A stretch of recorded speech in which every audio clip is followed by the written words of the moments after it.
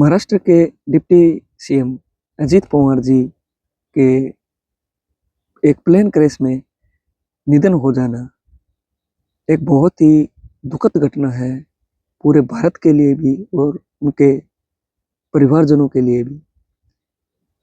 और इसके साथ ही देश में एक बहस का मुद्दा भी एक छिड़ गया है, जिस पर मैं विचार करूंगा। तो सबसे पहले तो आपका धन्यवाद, आप मुझे सुन पा रहे हैं। तो बहस का कारण यह बन रहा है कि इतने प्लेन क्रैशेस क्यों, कि हम पिछले कुछ दिनों से, गत वर्षों से भी देख रहे हैं कि चाहे वो सिविल लाइन के प्लेन हो या फिर मिलिट्री या फोर्सेस के जो प्लेन हैं, तो फाइटर जेट हैं, उनमें भी हम काफ़ी लोग देख पा रहे हैं कि बहुत सारी प्लेन दुर्घटनाएं हो रही। ऐसा क्यों? इस मुद्दे पर कुछ लोगों की बहस सही भी है और कुछ लोगों की इस बहस पर विचारणीय बात भी है।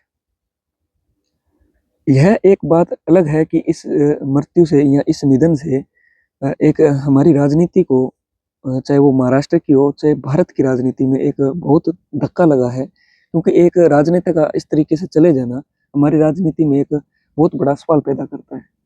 इसके साथ ही दूसरा सवाल यह है कि इतनी प्लेन क्रैशेस क्यों, चाहे वो किसी भी फील्ड में हो। इस पर एक संपूर्ण और तथ्यात्मक और एक संरचनात्मक विचार करना जरूरी है और इस पर लोगों के जवाब भी मांगना जायज है। तो विचारणीय तथ्य यही है कि इस पर पूरी जांच होनी चाहिए कि चाहे वो टेक्निकल हो चाहे फैक्चुअल हो, कि हमारे प्लेन में या फिर जो भी जितने भी प्लेन्स हैं, सिविल लाइन के हो चाहे फोर्सेज लाइन के हो, उनमें ऐसी कौन सी दिक्कत है जिनकी वजह से ये चीज़ें हो पा रही है।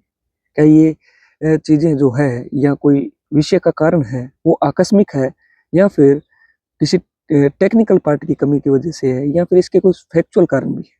इन सब की एक संपूर्ण जांच होना आवश्यक है। इसी मुद्दे को लेकर कुछ लोग बहस कर रहे हैं।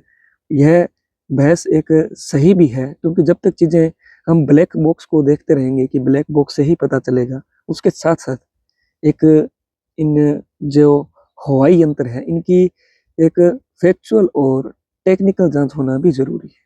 जहाँ तक मेरा मानना है, यह एक सोचनीय विषय है और इसके साथ ही यह बहुत बड़ी दुखद घटना भी है, क्योंकि हर इंसान अपनी सोच और परिकल्पना के साथ इस देश में अपना शो करता है और अपनी एक भूमि को या एक अपनी परिकल्पना से इस भूमि को तैयार करता है, अपनी पृष्ठभूमि को बनाता है। उनका इस तरीके से और इस जरिए से चले जाना, जिस तरीके से गए हैं, वह एक बहुत ही शोचनीय विषय है।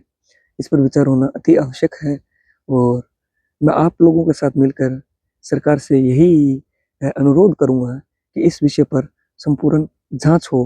कुछ लोगों का मानना है कि यह आकस्मिक घटना है, कुछ लोगों को का मानना है कि यह एक साजिश भी हो सकती है, लेकिन समय से पूर्व इस बात पर पहुंच पाना, इस निष्कर्ष पर पहुंच पाना कि यह एक आकस्मिक या फिर सोची समझी साजिश, तो यह गलत होगा।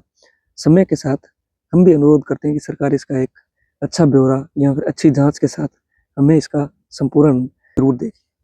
धन्यवाद।